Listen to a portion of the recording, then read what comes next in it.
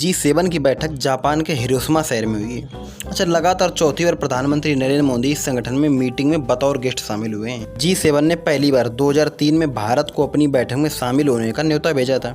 इसके लिए तत्कालीन प्रधानमंत्री अटल बिहारी वाजपेयी फ्रांस गए थे। संगठन का सदस्य नहीं होने के बावजूद भारत इनकी बैठकों में शामिल होता आ रहा है। अच्छा, सबसे रोचक बात तो ये G7 का गठन तब हुआ था जब सऊदी अरब ने अमेरिका को सबक सिखाया था। सबक कैसे सिखाया था? बात 1973 की है। अमेरिका के राष्ट्रपति रिचर्ड निक्सन अरब देशों से लड़ने के लिए इजरायल को 18,000 करोड़ रुपए की मदद देते थे। इससे नाराज ओपेक देश सऊदी अरब के राजा फैसल के नेतृत्व में तेल के उत्पादन में भारी कटौती कर देते हैं। ऑयल प्रोडक्शन कम करने का मकसद था फिलिस्तीन के खिलाफ इजरायल का समर्थन करने वाले पश्चिमी देशों को सबक सिखाना होता है। नतीजा ये हुआ कि 1974 आते आते दुनिया में तेल की किल्लत हो गई। इसकी वजह से तेल की कीमतें 300% तक बढ़ गईं। इसका सबसे ज़्यादा असर अमेरिका उसके अमीर साथियों पर पड़ता है। वहाँ इकोनॉमिक क्राइसिस आ जाता है, महंगाई आसमान छूने लगती है। अगले साल 1975 में तेल की बढ़ती कीमतों से परेशान दुनिया के 6 अमीर देश एक साथ आते हैं। ये अपने हितों को साधने के लिए एक संगठन बना लेते हैं। इसे ग्रुप ऑफ 6 कहा जाता था। इसमें America, Germany, Japan, Italy, Britain और फ्रांस शामिल थे।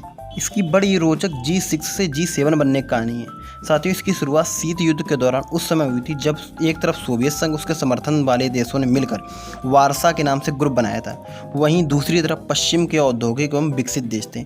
1975 में वामपंथ विरोधी पश्चिमी देश फ्रांस, इटली, वेस्ट जर्मनी, अच्छा उस समय जर्मनी जो था 2 टुकड़ों में बटा हुआ था।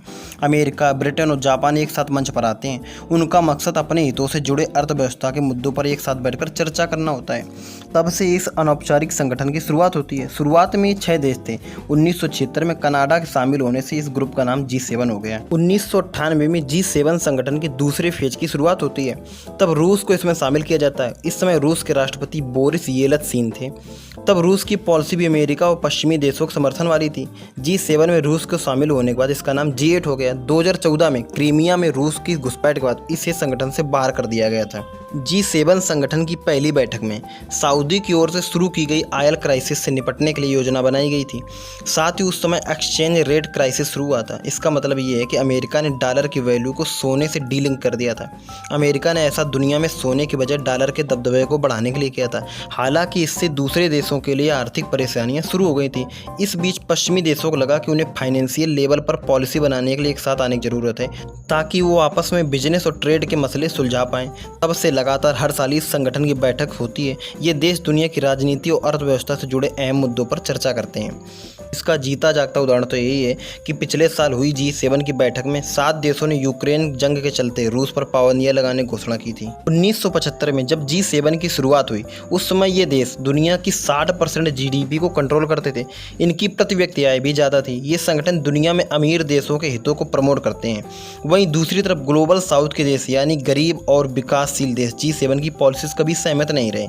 इसकी वजह यह है कि ये देश दुनिया के अलग अलग संस्थाएं जैसे WTO हो गए, IMF हो गए, वर्ल्ड बैंक हो गए को अपने कंट्रोल में रखना चाहते हैं। ये देश दुनिया में व्यापार हो गया और क्लाइमेट चेंज जैसे मुद्दों पर अपने मन मुताबिक नियम बनाते रहना चाहते हैं। इसका सबसे अच्छा उदाहरण तो ये है कि ये देश अलग अलग तरीक़ों से अपने किसानों को सब्सिडी देते हैं, लेकिन भारत, चीन और दूसरों को ऐसा करने से रोकते हैं। इसकी वजह ये है कि जब भारत सरकार अपने किसानों को सब्सिडी देती है तो दुनिया में भारत का अनाज अमेरिका जैसे देशों के अनाज से सस्ता हो जाता है। इससे पश्चिमी देशों को नुकसान होता है। ये देश जलवायु परिवर्तन को रोकने के लिए दूसरे देशों को कोयले के इस्तेमाल से रोकते हैं, जबकि खुद कोयला इस्तेमाल करके देश विकसित हुए हैं। अच्छा, हम आपको बता दें, भारत की फॉरेन पॉलिसी बहुत क्लियर है।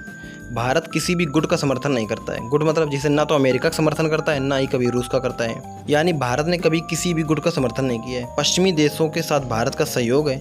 भारत के पश्चिमी देशों के साथ इकोनॉमिक संबंध भी अच्छे हैं। ये देश भी भारत की तरह लोकतांत्रिक है। वहीं भारत के ज़्यादातर स्किल्ड वर्कर्स काम और पढ़ाई के लिए अमेरिका जाते हैं।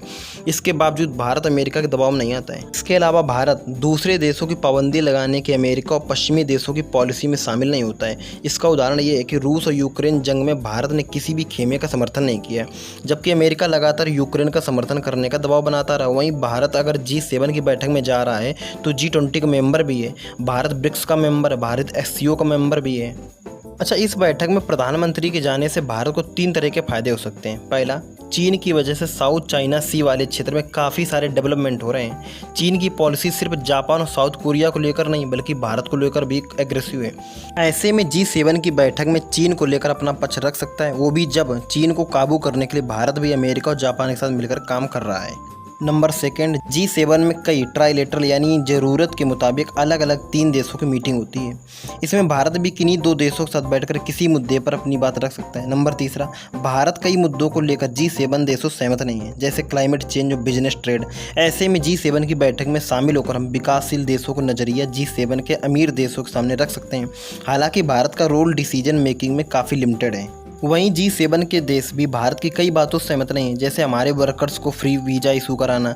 भारत G7 देशों दूसरे देशों में सत्ता पलटने और दखलंदाजी की पॉलिसी में सहमति नहीं रखता है। UN में फैसले हुए बिना ये देश दूसरे के आंतरिक मामलों में दखल देते हैं, इससे भारत सहमत नहीं है। वो भी गेस्ट के रूप में भारत को बुलाते हैं तो इन मामलों में अपना पक्ष रख पाते हैं। भारत इंटरनेशनल लॉ का पालन करता है। बोले दुनिया के देशों का चीन के मुकाबले भारत पर भरोसा करना ज़्यादा आसान है। उन्हें लगता है कि भारत को अपने पक्ष में रखना जरूरी है। अच्छा, G7 के देशों में अपने फायदे के लिए काफ़ी ज़्यादा एकजुटता है। हालांकि इन देशों में कई मतभेद भी हैं। अमेरिका की पॉलिसी कि वो इन देशों को हमेशा नाटो के दायरे में रखे। वह कोई दूसरा सैन्य संगठन नहीं बनने देना चाहता है। उसे लगता है कि जर्मनी और फ्रांस अगर कोई दूसरा संगठन बना लेते हैं तो नाटो खतरे में आ जाएगा। 2018 में अमेरिका के राष्ट्रपति डोनाल्ड ट्रंप ने G7 के साझा बयान वाले कागज में साइन करने से इनकार कर दिया था। उन्होंने कनाडा पर आरोप लगाया था कि उसके वर्कर्स और कंपनियों पर ज़्यादा टैरिफ लग रहा है। उस दौरान संगठन के बाकी देशों में अमेरिका की इस रवैये से चिंता बढ़ गई थी। हालांकि बाइडेन ने इन चिंताओं को दूर भी किया है। वहीं जब बात चीन के विरोध की होती है तो इन देशों में एकजुटता नहीं दिखती है। पिछले महीने फ्रांस के राष्ट्रपति मैक्रो ने चीन से वापस लौटकर कहा था कि वो वन चाइना पॉलिसी का समर्थन करते हैं। अच्छा, वन चाइना पॉलिसी का मतलब होता है कि चीन और ताइवान को मिलाकर, जबकि अमेरिका इसके उलट ताइवान का साथ देता है। फ्रांस के अलावा जर्मनी और इटली के भी चीन से अच्छे संबंध हैं। G7 से दुनिया के बाकी देशों की नाराजगी 6 वजह हैं, क्योंकि G7 की आलोचनाएं भी बहुत हो रही हैं।